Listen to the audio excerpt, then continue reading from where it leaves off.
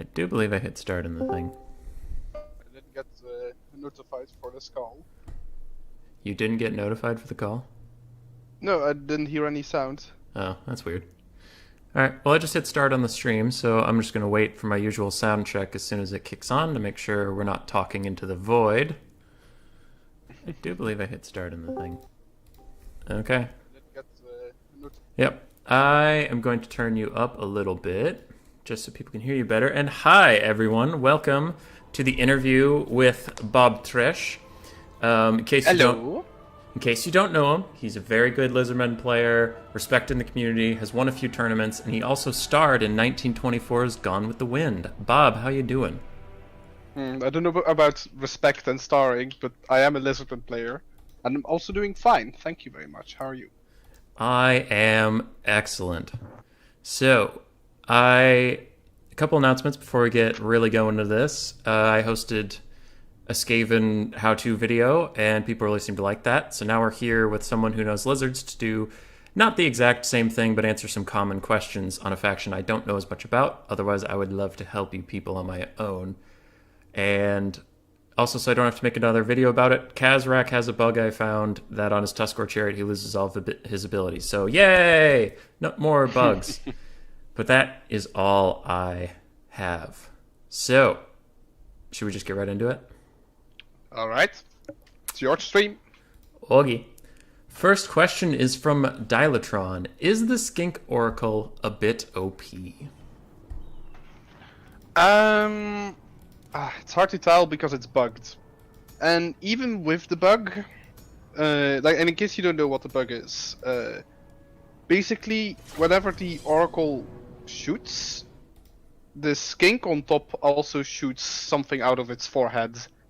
So it uses its ammo up twice as quickly. So that gives it like insane burst damage. It's also extremely accurate against foot characters, which, like, if you bring a foot mage and it gets in range for like 10 seconds, that foot mage is dead. It's just dead. Same with Sigvald. 2 skink oracles will kill Sigvald in less than 20 seconds. Aside from that bug, it's very, very expensive, and it doesn't have a lot of leadership. So once its bug is fixed, I don't think it will be as, obviously it won't be as good, but I don't think we'll see it very often anymore, just because of how expensive it is. And when you're very expensive, it hurts your army with, and a monster like the Troglodon really likes wide armies, so you can like move around, get shots in, and run back.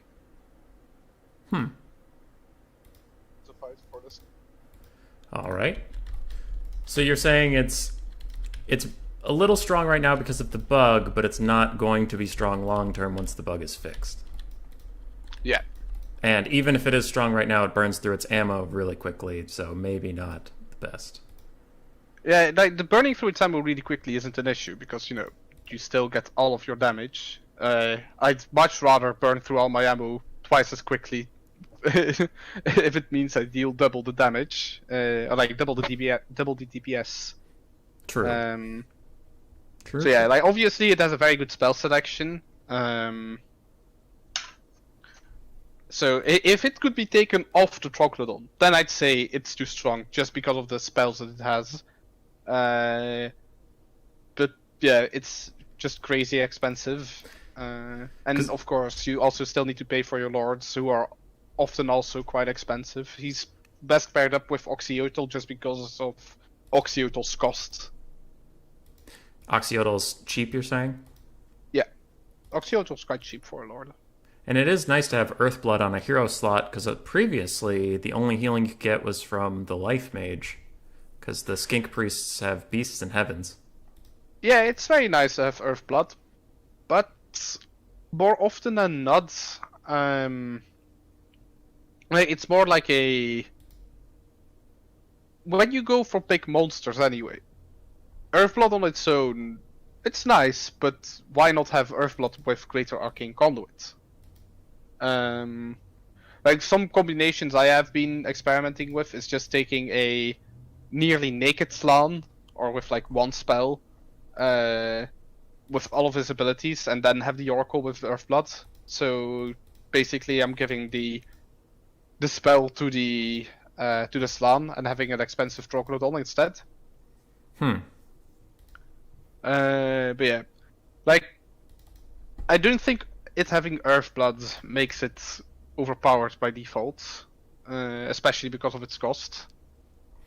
And I was just looking, because you can't see my screen unless you're watching the stream, but I am just looking at the Lizardman roster, and a Stegodon has 6,700 health, so you'd need like 10 Earthbloods to heal half of its health. Yeah, like to be honest, it's like really nice because it heals himself. But yeah, because of its expensiveness, what other monsters would you take with it that are like really worth healing? Maybe another Troglodon, maybe Stegodons or Bastiodons. It's nice, but it doesn't make or break the game. Yeah, it costs around as much as Mazdamundi with his kit. No, like if you actually cut spells, he's like about 2.4k. Mazamuni with his usual kit is about like 3.1. Yeah. Mazamuni is quite a bit more expensive, but he is a better monster, a better caster, and has more bound abilities. Yeah, but they're in the same price range. It's like, you know, this isn't some 1,500 gold hero. This is as expensive as a lot of legendary lords. Yeah, it's more expensive than Ariel, I think, in a lot of its load. Really? Or about the same cost. Oh, yeah, it looks like. Wow, I did not think of that, but that is a very expensive monster. Yeah, that cost is going to be prohibitive. Yeah, like, for comparison, like on a kit with like 2 to 3 spells, it's almost as expensive as the ROR Gorgon. That's how expensive of a unit it is. Like, it is very good, but it also has very clear weaknesses. It's just that the damage potential that it has is so high that it's worth the risk, in my opinion, if you can create the space and the opportunities for it. All right. Ready for a second question, or do you have more to say on the Skink Oracle? No, I think we've about covered it. Like, again, it's tough to really predict because of his double fire bug. Yeah. The second question here is a little more nebulous, and with the new DLC being just out, and you know, you obviously haven't ground out hundreds and hundreds of games on it yet, so just, it's a best guess, but what matchups do you think changed the most with the new DLC, and how do you feel that affects Lizardman as a first pick? What are the 3 best and 3 worst matchups? This is from Anticity and Hank Cyrus. God, that's a lot of stuff at once. And again, we are really early on in the DLC. So Lizardman not only got new units, but obviously a lot of rebalancing. In my opinion, on a first glance, the matchup that changed the most feels like it's Beastman. Before, you could just really easily just take 2 Ancient Stegodons, one of them being Mazda and Pterodon cheese with a box. And it was like Beastman could beat that, but then you also had other strategies. But now you actually have to respect their single entities. They did something to Gorbel, it seems, because Mazdamundi can no longer bully 2 of them. Before he could, and now he gets smacked. Gorgon is also a threat, though you can like shut it down. And you know, but again, this is another matchup where it's like, okay, where exactly does this belong? Because both the Oracle can snipe like the Gorbels and the Chariot characters, and obviously the Chariot characters are overperforming right now. So yeah, that influences a lot. Also, Beastman balance of power is absolutely insane. What do you mean by that? Haven't you noticed yet whenever you play versus Beastmen that the balance of power always starts massively in their favor? I suppose that's true, but the Dark Elves have always been at a balance power disadvantage. Does that really matter as you get later into the game? Well, it didn't matter really before with Beastmen because, you know, they were Beastmen. they could start like halfway ahead in the balance of power, and it still wouldn't matter. But now it's like, well, I actually have to respect Beastmen as a faction now. Oh wait, why do I have army losses already?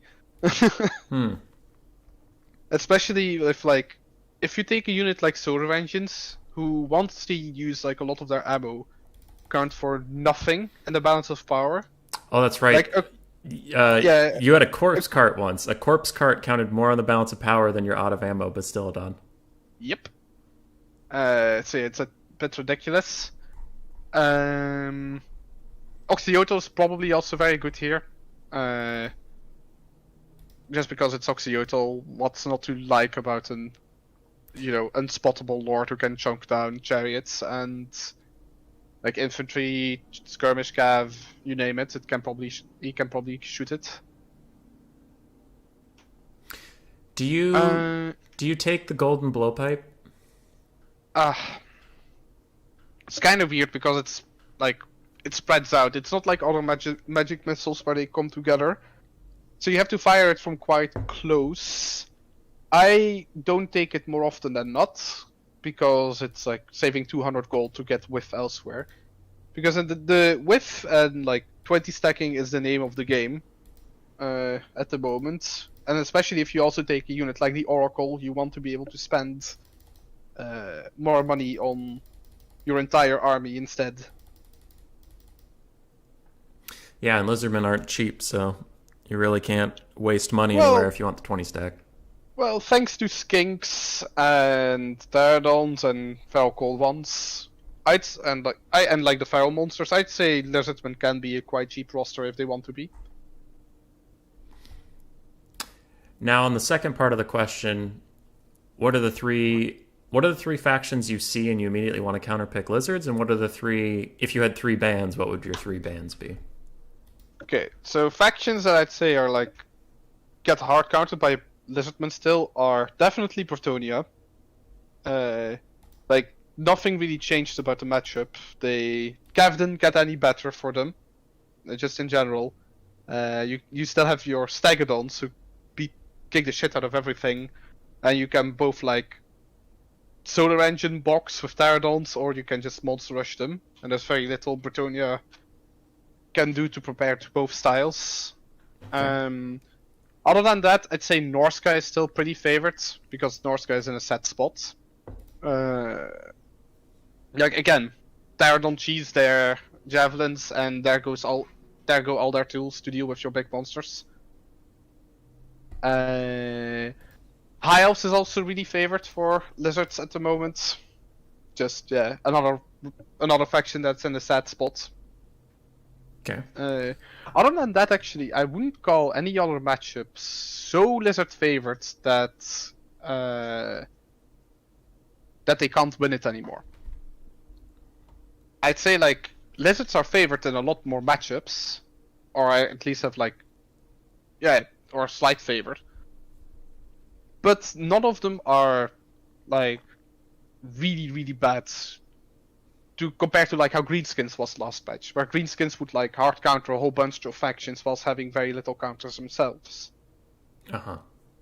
And Lizardman as a first pick has never been better. I'm actually at a point where I don't know what to ban, because I think Lizardmen stand a chance against everything. Like, yeah, of course, you have like your matchups where you can struggle. Like Dwarfs, Skaven, Ghosts being the most common examples. And I think this patch, Wood Elves, Chaos, and Dark Elves have become harder because of the Chameleon Skink nerf.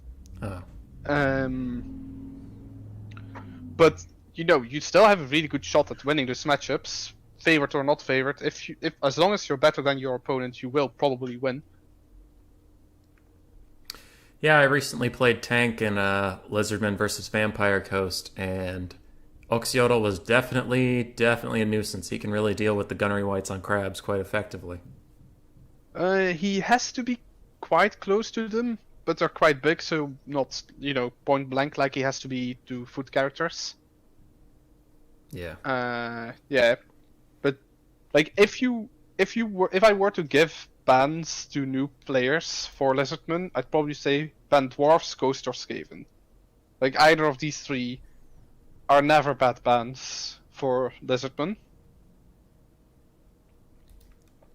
All right. And that leads us nicely into our next question from Butcher Bird, and then I modified it a little bit. Why are Beastmen so much better than Lizardmen? Is this true? And who wins the matchup? And then I added to it, who won the DLC in your opinion? Why are Beastmen so much better than Lizardmen? I will hard disagree on that. I think Lizardmen are so much better than Beastmen because Beastmen stink. And throughout the history of the game, Beastmen have been the laughing stock. So take that, Beastmen hipsters. Who wins the matchup is still to be determined. Like both factions got rebalancing, new units, new lords. It's hard to tell. So I'm not gonna say if it's favored for Lizardmen or not. Like there are some fun things like the Ancient Stegodon beating the ROR Gorgons in 1v1s. But you know, Yeah, it's not possible to tell. I'd have to grind like a lot of games versus a Beastman main to get like a good feel of like, okay, these are the things either side can do, and this side struggles the most to find an army that can deal with everything their opponents could bring. yeah, the ROR Gorgon has a problem of getting knocked over way too much. It's got Queek syndrome. Next question. No, it's not because it gets knocked over. It's because it kind of attacks too slowly, and the Ancient Stegodon has a bug. But this has been in there since launch. I only discovered this recently. Where in melee it will reset its charge bonus.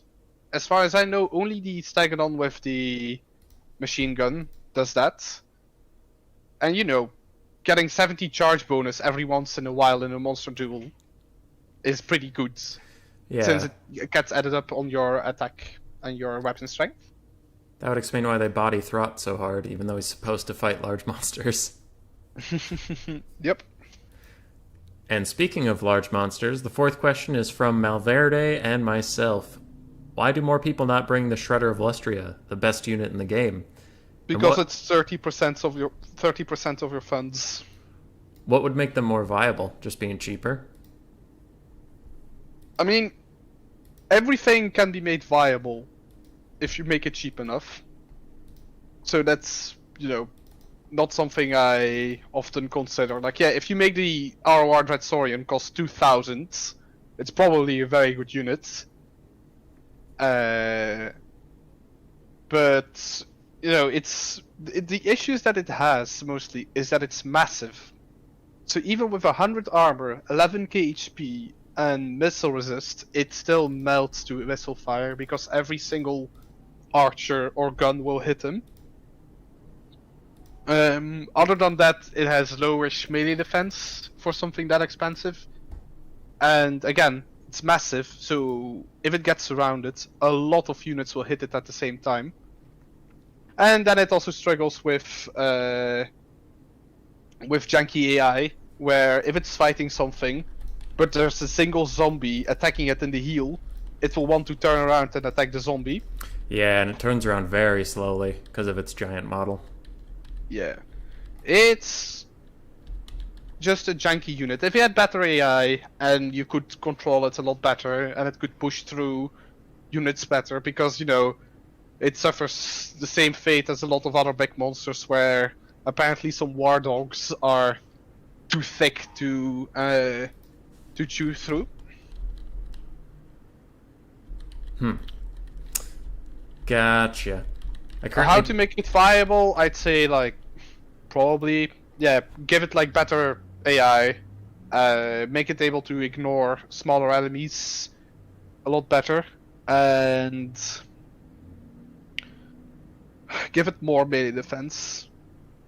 Then maybe it can become a very good monster. But it's like one of these units that probably shouldn't be good because of its very nature. It's brought this one unit that's a third of my army.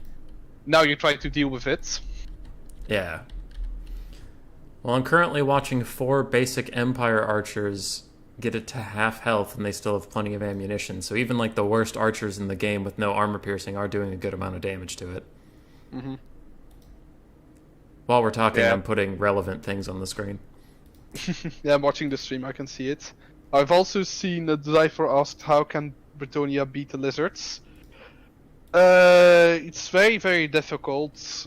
And if you end up in that matchup, you basically have to go all in on, am I gonna be monster rushed or am I gonna face a solo engine box? But usually it involves Lou and Leoncar, a bunch of archers, and, you know, like Knights of the Realm and such, questing knights. Personally, the matchup, like, and I will mention the Honorable Saphir here. He is not very. Saphir is a very good red player, and he auto bans it, like no question. Yeah, he is very good. So if he says it's bad, it's probably pretty bad. Ugh. Yeah, and the Shredder was fighting a general of the Empire on foot, and it was knocking him around with every other animation. I mean, he's killing him. Like the Shredder's 1v1 potential has never been its issue. Never. It's just cost and the fact that it has janky AI when fighting multiple enemies and lowish melee defense. And the Shredder, how do you feel the change? We'll skip one question ahead because we're talking about janky units, so this one's a little more relevant. Why is Nakai the best Lizardman Lord? Memes aside, what would make him viable? Why does he struggle? From Sedane and Butcherbird9. Why is Nakai the best Lizardman Lord? Because when you win with him, you get to take a screenshot and show all of your friends that you've won a battle with Nakai. Other than that, what would make him viable? Probably more melee defense and bigger splash versus infantry. I think also like rework his item to not give like perfect vigor in AoE, but basically make it a vigor restore to a single target on a cooldown. Would also make you want to less blob. Because at the moment he has to be bad because I really don't want to fight Nakai Perfect Vigor Primal Roar blobs. Yeah. But yeah, like he himself as a fighter, more melee defense and splash versus infantry because then at least he'd be good at something. Like he can't really fight other big targets because they'll bully him. Some foot lords absolutely kick the shit out of him. And when he fights infantry, especially some more elite infantry, he'll jump in their formation, get surrounded, and take way more damage than he deals. So don't run him at Chosen with halberds? Even shielded Chosen will kill him. Oof, yeah, he's taking a lot of damage just from a gore herd with shields. Like, not a lot in the grand scheme of things, but a lot more than he should. I mean, he shouldn't take not damage, but, you know. Yeah, and when he does that cool animation everybody loves so much and knocks things around, he actually doesn't do that much damage to them as he passes through. It's just kind of for show. I miss the days when he still had 24 charge bonus. At least we could make joke. Look at that! He just got a great attack on like half of this gore herd unit and its health is full. Oh, that is tragic. Alright. Alright, poor Nakai. Now, I skipped a question and I'll go back to it. How do you feel the change to poison affected the overall Lizardman playstyle and reduced the effectiveness of the Lizardman 20 stack from Deadly Bunnies? It kind of has, but because, you know, 20 stacks are so prevalent right now, it's still your best way to play the game. Even though it is a little less strong than before. Like the speed component getting nerfed from 24% to 15% is pretty impactful for Chameleon Skinks, and that also combined with their cost increase means that them getting caught happens more frequently and hurts a lot more to both themselves and and your funds. Stuff like Heavy Cav with 66 speed, before they'd get 50 speed, which, you know, isn't big enough of a speed differential to actually catch a unit like Chameleons, who have 48 speed. But now their speed will be 56, which is fast enough to actually comfortably catch them in a reasonable amount of time. Are they still good? Yes, they're still very good. And, you know, Skink Javelins are Skink Javelins, they're dirt cheap, and they didn't really rely on their poison, just the brutal burst damage that they did. So yeah, still, 20 stacking is probably still the best way to go. Maybe some horrible dino blobs will jump up there, will like jump up in viability. But for now, you can still pretty safely 20 stack. Good lord. I'm trying to put everything that has poison damage just on the screen. You can't. There's so much, and that poison nerf hits so much of your roster. I'm not saying you didn't deserve it, but damn. Well, yeah, that's a lot of units. It was very needed. And those are like only the... Yeah, you won't fit them all on screen. Yeah. Alright, yeah, so that poison nerf really does affect a lot of what you got going on. Yeah. But in the end, I don't feel the effects of the nerf that much, if I'm honest. I mean, they were pretty small nerfs. Like 5% isn't the end of the world, and you know, it will make some breakpoints.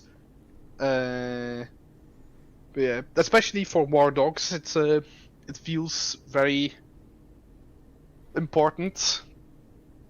War Dogs will catch Chameleon Skinks quite easily now. Yeah.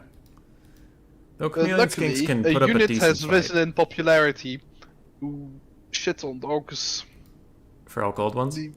Yep. Yeah. Adelmo asked about them later. Yeah.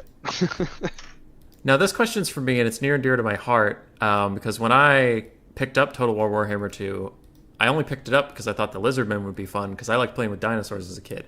I didn't know I would like Skaven, so that, you know, I had that coming for me. But my first campaign was Krokgar and 19 feral carnosaurs running at everybody and killing them. I can't do this online. What would make the big dinosaur rush viable? The removal of rules and quick battle limits. So with just 5 SEMs, you don't think... Well, sorry, 3 SEMs, you don't think the Lizardmen can do enough? Well, but I'm kind of confused with your big dino rush. Like, what do you think a big dino rush is? Oh... Maybe a feral carnosaur, 2 stegodons, a life slon, and maybe a skink chief to support him or something, but... So, usually, you're rushing because you need to.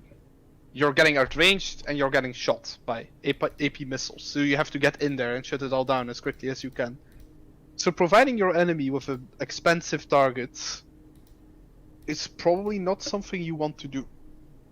That's why, like, even in like the Rushes versus Empire, for example, or Skaven, where you still want your terror, the monster you take is the 650 gold Bastillodon.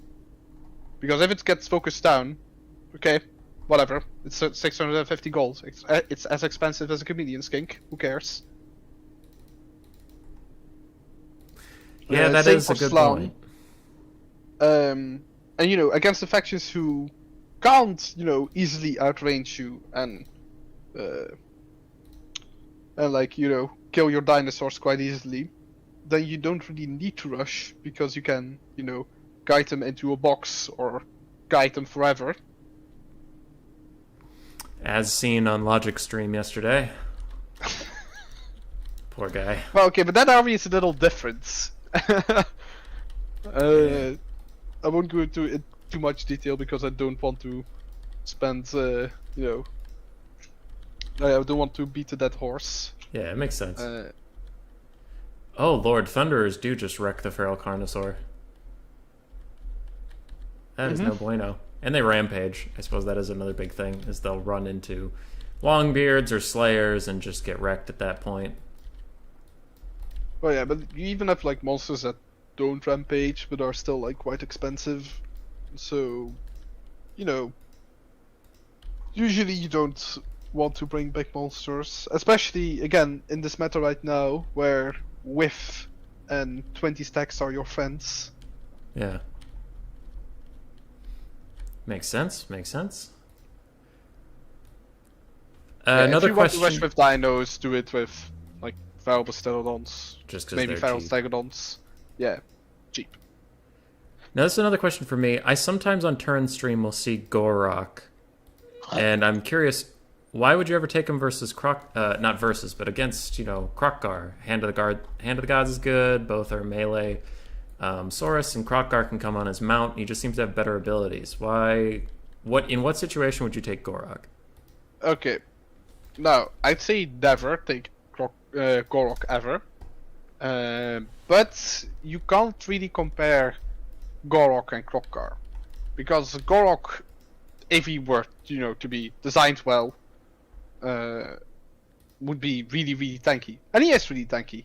His problem is that he does nothing whilst he's being tanky, and he's not OP like Sigvald, where you can't kill him, so you try to ignore him, and then late game you can't kill him anyway. Gorok will actually die over a game, and because no regen, no perfect vigor, he'll die in combat when his army is dead, or he'll rout. Krokgar, on the other hand, is meant to be a duelist, like a fighter. He isn't there to just live. He is there to kill. As with abilities like Hands of the Gods, he can snipe.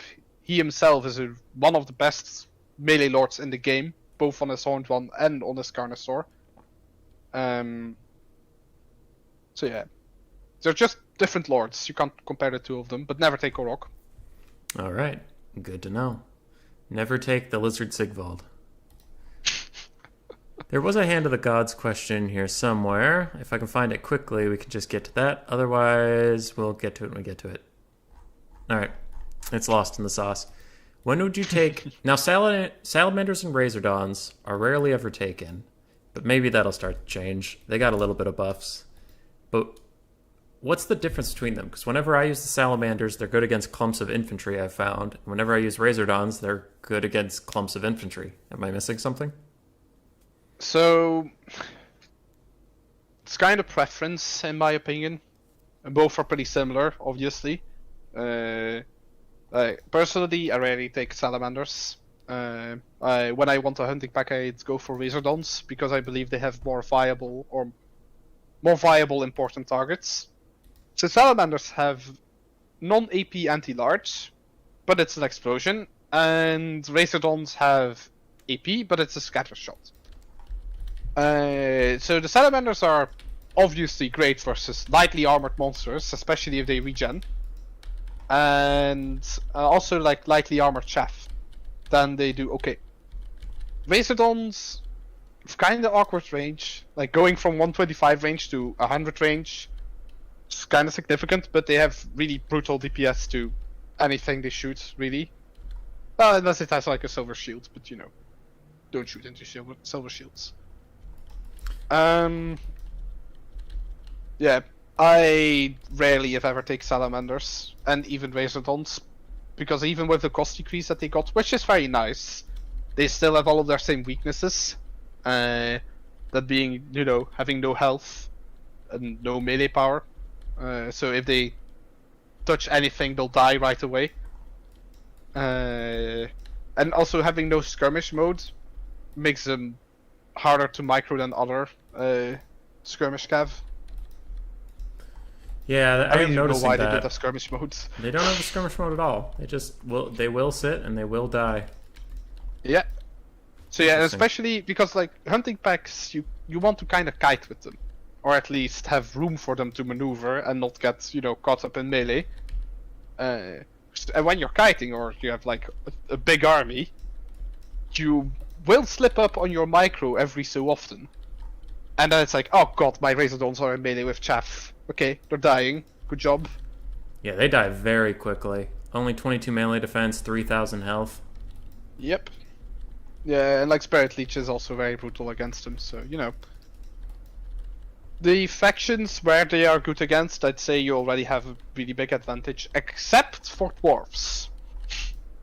Except for dwarves, meaning you should take them or you should not take them? You should take them if you have a plan for them. Got Like, it. if you can... and this is true about hunting packs in general. They can work, but you have to do efforts to make them work. You can't just plop them in your army and expect them to do fine. Like, unlike a Chameleon Skink or something where you can just say, ah, fuck it, I've got the gold, might as well take a Chameleon Skink. No, you actually have to be able to protect your hunting packs.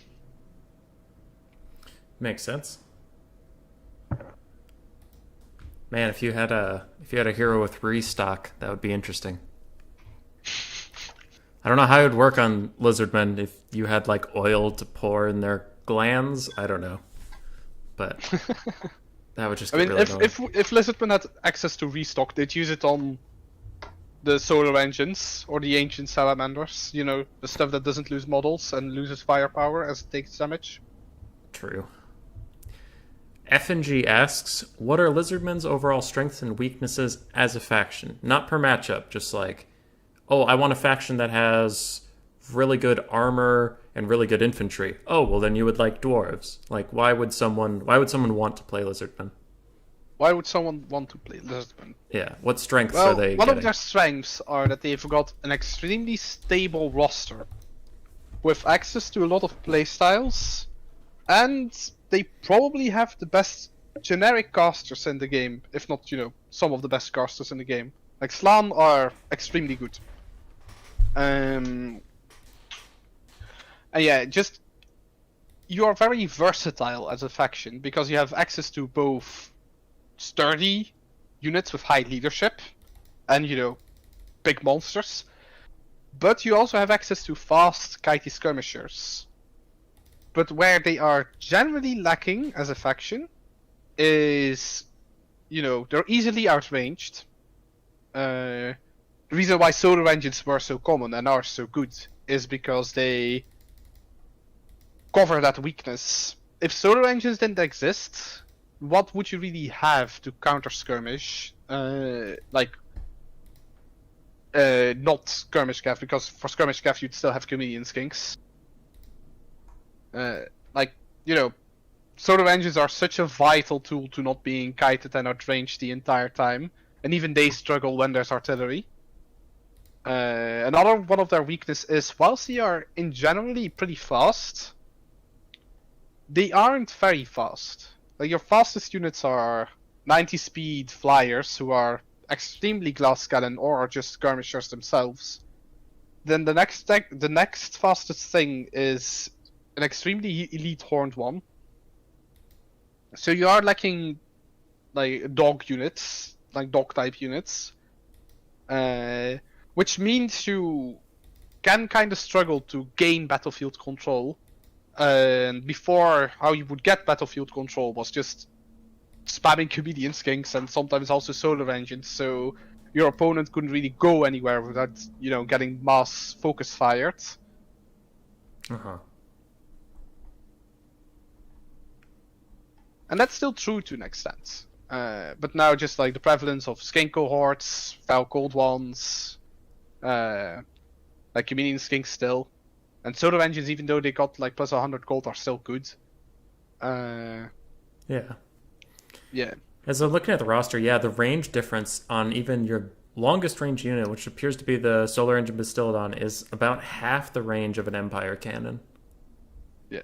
Well, technically, the longest range on the roster is the Bowstag with 360 range. All right, that is a little better, but it's still 100 less than a cannon. And it's way more expensive than a cannon. Loses to a cannon as well. Yeah. All right. Yeah, I guess I do think of lizardmen as fast because of chameleon skinks compared to most of the things that chase him down. But looking across the roster, I mean, your Cav is really slow for Cav. Oh yeah, 66 speed. It's like the speed of other Gold One knights of like the Dark Elves and Empire Knights. So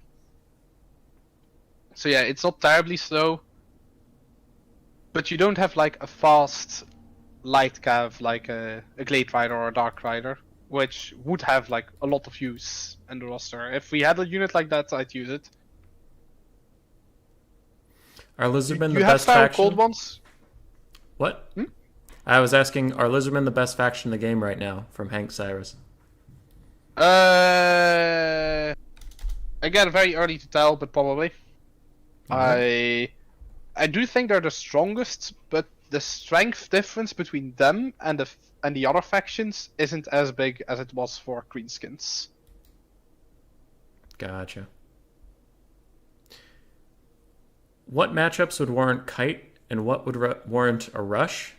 This is from Hank Cyrus and me, and the only thing I added to it was we're talking more like elements than like a list. Like, you know, not, oh, well, you kite dwarves and you rush beastmen and you kite Bretonia. Like, you know, what matchup elements would make you consider rushing instead of kiting? Again, often being outraged by AP missiles who are good against large. If I were to like dumb it down really hard, then has my opponent access to good artillery that's good against, you know, dinosaurs? If yes, okay, time to rush. If no, okay, you can pretty much do what you want. Like, you can still rush those matchups, you can still kite those matchups. Like, it's all up to preference and playstyle, and that's, like, to come kind of back to one of the previous questions, that's why I like Lizardmen so much, because you can really let your creativity run wild, especially at our current power level, because some of the units are just so good right now that, you know, they can carry any playstyle. Mm-hmm. That's part of the reason I like Skaven as well, but it seems CA really wants me to just abuse Poison Wind, and that's it. Now, with this DLC, is there anything missing? Anything you still want added? God, I'm gonna get hate for answering this question. But one thing I'd love to see added is all of the generic lores on Slan. I don't get why apparently some random Norscan shaman can learn how to channel the winds of death, but arguably the best casters in lore can't. Or why can some random ass skink priest learn lore of beasts, but a Slan can't? Follow-up question. Does the lore of Vampire Slan get a forbidden rod in which he can stroke? I said generic. Okay. See, I misunderstood. So yeah, so the four they're missing are metal, shadows, death, and beasts, I believe. It's really weird they're missing beasts. Like, considering the stereotype of a Lizardman faction is a bunch of giant monsters running around, it's just weird that they don't have the lore of beasts. I mean, I probably wouldn't use it, because, you know, you have access to Skink Priest of Beasts, and why would you want Greater Arcane Conduit for beast magic? And maybe now you do with, like, Curse of Vanderheer and Flock of Doom. Yeah, it did get some buffs. But yeah, it just kind of irks me. But in the end, I don't really mind, because my favorite faction is in a really good spot right now, so, you know, I'm not gonna complain. Is the Feral Carnosaur still viable with the Troglodon, ROR Carnosaur, and the Carnosaur nerf? Hank Cyrus. I think feral carnosaurs haven't been viable for a while for multiple reasons. Mostly that people stopped taking stuff it could fight. You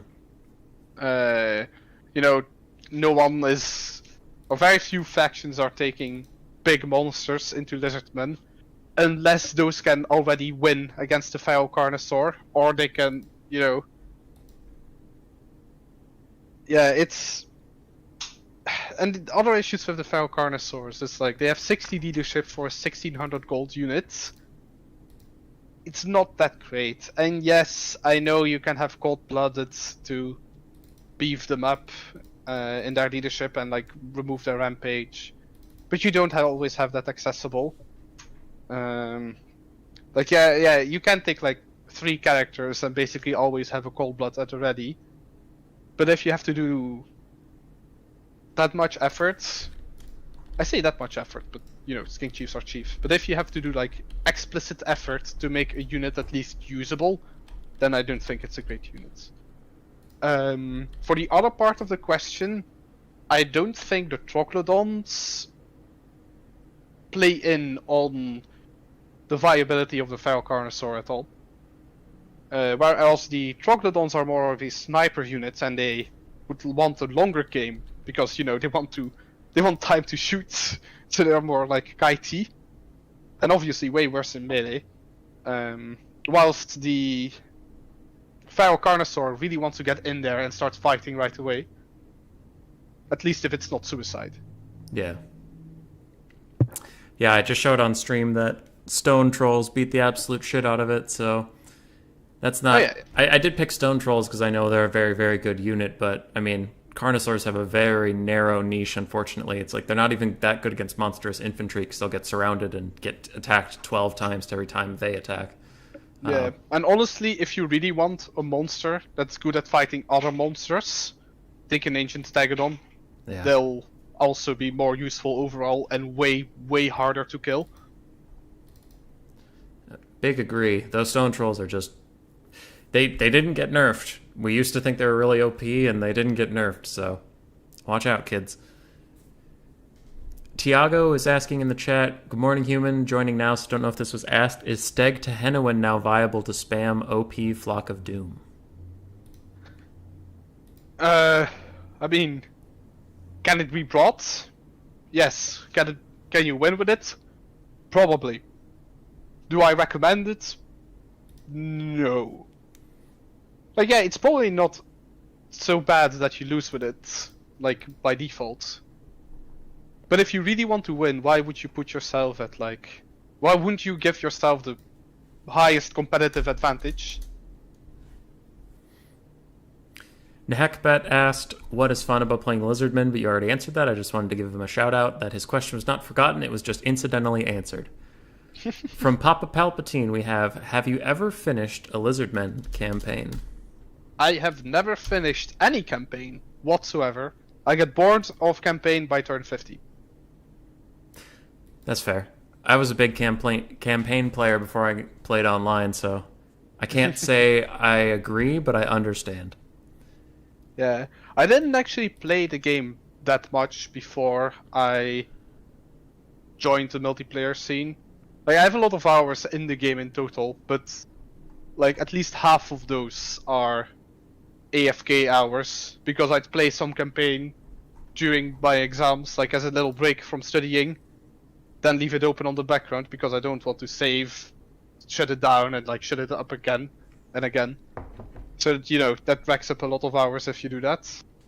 Makes sense. I'm trying to balance the really big, weighty questions with some lighter ones to keep the flow a little more up and down. And I think this will be a fun one. What's the most underrated unit? That's a question from me. What do you think people don't appreciate enough? Oddly enough, I think most of the Lizardman units are, very accurately guessed. Like, whenever I talk to people or I hear people talk about Lizardman, they're like, yeah, this unit is strong, or this unit isn't very strong. This unit is usable. And it's like, yeah, I agree. If I could include Lords, I'd probably say Tic-Tac-Toe. He was already at 900 gold. Very good for a cost, in my opinion. Where you would want like a very cheap Lord who would have more army. Versus things like Skaven, for example, where, oh no, my Lord died. Okay, good. thank God that he was only 900 gold. Yeah. And he himself, whilst, you can't expect him to beat a Blood Dragon Vampire Lord in the air, he isn't bad of a melee combatant. And he is very fast. 110 speed ain't anything to scoff at. Mm-hmm. So if I could include lords, him and maybe Krokar, like Krokar on the Sword one, is one of my favorite lords in the game. Is a very good fighter, and his Hand of Gods, when it lands, is absolutely brutal. It is indeed. Mm-hmm. Let's see. And for possibly underrated units, I'd say Ark of Sotek right now. I feel people still have to start catching on just how good that unit at the moment is. Being able to kill infinite infantry is really useful.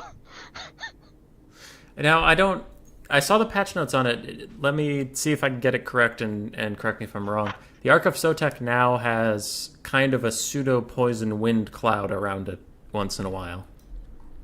Is that true? So every 60 seconds... So it used to be where every 60 seconds it would spawn a small vortex around it that dealt no AP damage. Like, it had, like, per tick it would deal, like, 5 base weapon damage. That's it. That's all. Yeah. So, like, it was very good against the unit of Slayers or, like, Ashen Triads. If they surrounded it, and they stayed there for the entire duration, they'd, like, pretty much die. But it was absolutely useless against anything else. But now, what it does, it spawns a, indeed, sort of poison wind effect, where as soon as one unit gets tagged, similar to, like, the poison wind, the entire unit starts taking damage. And it drains HP independent of armor. So a unit of Chosen will take roughly 2,000 damage from being hit by it. Jeez. And it's active every minute. That's pretty insane. I didn't even know that was a thing. But chat yeah, I've is started pretty sure. trying them out versus Chaos, because Chaos really likes their Chosen there. So as long as it's not fighting inside of the Chosen the entire time, but basically like on top of its own infantry, or it charges in, does its thing and pulls out again, then it can kill a lot of infantry. And it doesn't have to recharge in melee like a lot of effects of that type do. That's pretty crazy. Nope. Huh. I did not know that. There's a lot of stuff now that you have to be engaged in melee for it to recharge, and I'm kind of surprised that isn't one of them. I am very surprised it's the case for the ROR Troglodon's ability. Especially on a monster that doesn't really want to go into melee. Yeah. I mean, I have it fighting some Skeleton Spearmen now, and they're hardly the Chosen you're talking about, but it's still doing good damage. Yeah, of course. And it will do roughly the same damage to anything. Yeah, it's doing really good work out there. Alright. So yeah, Tiago says it in chat, are great versus Warriors of Chaos and Counts. Again, at the end of the day, they're still a Bastildon, so they're hard to snipe because of 140 armor. So I think they're actually okay versus Empire and Dwarves still, where they often will spam infantry because, Dwarves don't have a choice. Yeah. And Empire thinks their cav is bad. So yeah. So it's kind of a pseudo Mortis engine. I wouldn't really call it a Mortis engine. Because a Mortis engine would constantly drain. True. As soon as it touches melee. Yeah, but it's something that can make, like, hordes of infantry manageable no matter how many infantry you bring to the party. Yeah. Alright.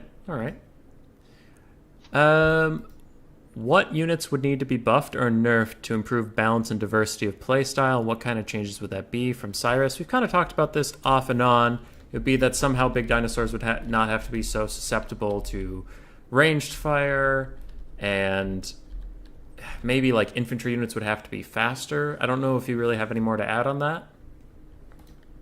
It's fine if you don't. I was just shouting out the question that we've kind of been talking off and on about. So I think this current patch was definitely a step in the right direction of nerfing, the Solar Ranges and the Chameleon Skinks and Poison overall, and buffing Hunting Pack play. So they basically nerfed the sturdy range play for Lizardmen in exchange for buffing their fragile mobility range play. Like they also buffed Riperdactyls, little. God, I can't quite remember. What else they buffed? They made so many changes to Lizardmen, but yeah, like the Hunting Pack cost decreases were very nice for them. Cost decreases. Honestly, to change up Lizardman playstyle, which is already extremely diverse if you want to. People are often just lazy, spam 5 Chameleon Skinks and call it a day. And before that could work, and I fear that it might still work, it's just more expensive to do now. But yeah, to diversify lizards even further, I'd increase the cost on some of their monsters, like Feral Distillodons and Feral Stegodons, and buff their Cold One Cav. Like, make all Cold One Cav, including the Dark Elf ones, 70 speed, like the pigs, and give Horned ones more melee defense. And speaking of Horned ones, Cyrus asked, are Horned ones ever worth taking? Again, they're one of these units where they're suboptimal. You can take them versus the right faction, and you can win with them. But it will be harder than if you would have taken, better units or a better army. Like versus Greenskins and versus Empire, they can definitely do work. But maybe versus Empire a little less now, because there's no cavalry for them to fight. Versus Greenskins, it's just the fact that it's very fast armored cavalry, which they won't often expect from Lizardmen. But the matchup is already so lopsided for lizards that don't really, that you don't really have to risk it. Yeah. Horned ones will punch above their weight versus Scav, and that's about it. If they get outnumbered by anything, they will start dying really quickly, and they're not really good at cycle charging by design because they don't have a very high charge bonus like a lot of. Yeah, it only has 43, which is really low.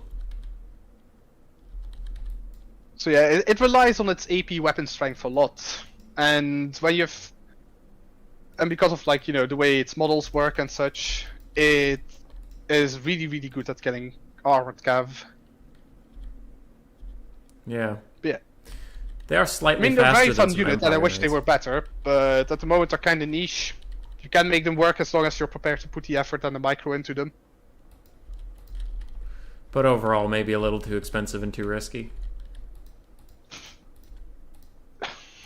Yeah, kind of. We were talking about hunting packs earlier. F&G asked, should they... Now this is a rules question, so let's try to keep it brief, otherwise I'll lose everyone on the stream besides F&G. I think I know which question you're talking about. Are they missile cavalry, and should they be? Okay. Imagine if hunting packs were mounted by little skinks.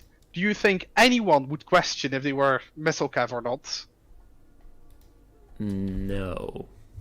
Okay. They would be, I think. So they are very similar to Outriders and Darkrider with crossbows, where they are a forward-firing, large multiple entity unit that really doesn't want to enter melee combat. And are fast. 70 speed is, it's not very fast, but it's fast enough to easily outrun all infantry. Yeah. All right. So you think they should, just to be clear? Yeah. Okay. Yeah. It should count. We are down to our last page of questions, which would be about 8, and we'll let you go. More DLC talk. Do you think Chameleon Stalkers should be considered ranged /360? Butcherbird 9. Another rules question. Wait, sorry, can you repeat? I got a text from someone. Should Chameleon Stalkers be considered ranged /360 units in the rules? Butcherbird 9. I don't want to go too deep into it, and there's obvious bias, but I don't think so. Merely for like a couple of reasons. Like, there's no other units in the game that can't target its missile attack, but is still classified as ranged. Like, for example, the Red Saurian has the same machine guns as an Ancient Stegodon does. I'm not 100% sure, but it can kind of fire in 360 because the machine guns are on its side. But yeah, you can't select targets, even though you could probably kite with it. So it's also, but you can't select a target, so it's not classified as a ranged unit. And with the Chameleon Stalkers, whilst most of their value comes from their precursor weapon, they can't, like, they're still like designed to be a melee unit. Where you do like your precursor weapon, which is basically a part of, I'd like to see it as a part of their melee power. So like you throw it in, you charge in, or you fake a charge and you go away again, and then you charge back in later. Yeah. But, you know, the range limits and the like are there to prevent kiting. If you're getting kited by a 50 range 2 ammo unit, then, you know, something's wrong. Obviously, there's also other units in play, but like for 675 gold, that money probably could have been spent elsewhere. Yeah. Do you think they're a good unit? Still unsure. I haven't experimented with them too much yet. I've seen them do work versus the likes of Skaven and Coast, because their tier of infantry is low enough that they'll consistently beat them in melee. Like, they really, really struggle to punch above their weight, and they're not even that good at killing infantry in their weight class, because CA seems to value that precursor attack really, really hard. Yeah, they are pretty spendy for how they do in melee. Yep. Now this next question, Mazdamundi is a Slann, by the way. That was so you know that this question isn't just pick Mazdamundi. In what matchups isn't a Slann the best choice of Lord? Hank Cyrus. They are not the best lords against the factions that can outrange you with missiles. Do you see a pattern here? Yeah. Where they can like snipe the Slann. Obviously, Dark Elves and High Elves are kind of weird in this because they have bolt throwers technically, but bolt throwers don't really have the DPS to chunk down Slanns that consistently before they are probably shut down. And even though you say Mazdamundi, I assume Onslak is like considered a Slann, you can't really look at them the same way because they function different. Whilst like Slann are stationary magic monsters, I say monster because they're just very powerful casters, where they'll die slowly in melee to stuff, but they'll still die. Whilst Mazdamundi is a beast of a lord that's probably too good at the things that he does, and can just solo things by blowing up infantry, healing, beating things in melee because he's on an Ancient Stegodon. But yeah, as for matchups specifically, I'd say Slann aren't your best lords into Empire, Tomb Kings, Dwarves, Ghost, and Skaven. Anyway, having said that, you can still take them and win. Yeah. Like, they're not your best lords there, but they're not bad. Yeah, they're too tall to hide behind anything other than like a hill. Unfortunately. Yeah, and because they're on like a chair, I don't know if that bug is still in the game, but they can take like double hits from artillery. So even 40% missile resistance won't help enough against that. This one's a more current meta specific champion, but if you're struggling, and if nobody saw my bug video yesterday, I answered at the very end of it, you can just skip to the end, I answered what can kill Tuskor Chariots on the Skaven roster. It's just a wolf rat and a rat ogre paired together take care of them really well. Hank Cyrus asked a question, but I'm cutting off the last half of it. Do clever girls and a skink oracle hard counter the chariots beastmen rely on in this matchup? I don't know about relying, but they do counter them. The oracle, I wouldn't say hard counter, because I think of a hard counter as if this unit is on the field, this other unit won't do shit. The oracle will kill the chariots if given like the opportunity to shoot at them. But 120 range, there's probably other stuff going on. Chariots are a lot faster than it, or about the same speed. So, it won't always be able to shoot at them. And clever girls can stop them in their tracks. But on their own, they're still, only clever girls. Fair. And speaking of feral cold ones, Adelmo asks, at what point did you realize that feral cold ones were seriously underestimated? I started liking them somewhere previous patch, when I tried them out versus Skaven, just to have very cheap mobility. And then I started realizing, yeah, these chaps aren't too bad. The high armor really helps versus dogs. Fear is really useful when a lot of chaff is running around the place. Armor piercing damage means that as long as they're not alone somewhere, they'll, punch above their weight. Whoa, I'm just checking out the Skink Oracle now. Did you know that they can outrun the Tuskor chariots? If you have Foe Seeker on? How fast are the scores? 77. That's weird. They appear to have some kind of buff, though, in this current example, because they have this weird little tacked-on green. Also, they're getting infinite charge animations against me. But well, the Skink Oracle is just kind of weird. When it gets hit, it doesn't want to start running. It's like being a little drama queen. Someone stepped on its toe, so he wants to complain about it for 5 seconds before actually taking off. Just like Queek. Okie dokie. I asked you this before the stream, and I know your answer, but just to let Cyrus know, we got the question. How does your playstyle Let me start over. How does your playstyle differ from other lizard mains like Cal Harmon or Flying Taco? Honestly, I have no clue. I've seen either of them play way too little. I often actually don't watch others play. I like the game a lot, but watching other people play, unless it's like an important event or it's one of my clanmates, I don't watch that often. I would say that both of them are probably more creative players than me in their build styles.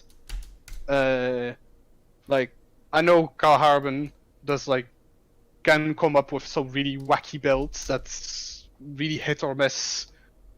And Taco, being XMT, you never know when he's gonna try hard the shit out of you, or if he's gonna show up with Nakai and a Dreadsaurian. Me as a player, I think I'm a lot more predictable, and I like to take units that I know are very good and very stable. So yeah. All right. And I'm trying to look at these questions and decide how to best end the stream. I think we'll do one serious, one joke, and two serious to end the stream quick. From Hank Cyrus, what factions are similar to the lizards? If you enjoy this faction, you might also enjoy lizards if you haven't tried them. That's a faction I've been asking that's a question I've been asking myself for the past year. I've been looking for a second faction, something similar to lizards, so that I'll also enjoy it just as much. And I haven't really found it, to be honest. Nothing really hits home the same way. It's different. I'd say Norsca is decently similar, except for the fact that you don't have powerful caster lords or high leadership. Tomb Kings in a way is quite similar, except that you lose really outgrindy, uh, really grindy. Oh no, you do have Tomb Guards. Never mind, almost forgot that Tomb Guards were a thing. Yeah, Tomb Kings are similar in a sense, but you do lose a lot of speed. Their monsters are very similar. I will say that. Yeah, the monsters are very similar. They don't have a lot of ranged options, whilst like Tomb Kings are obviously a bit more ranged focused with like Boshafti, skeleton archers, skeleton horse archers and the like. I still would class them like a similar janky range, I guess, as lizards.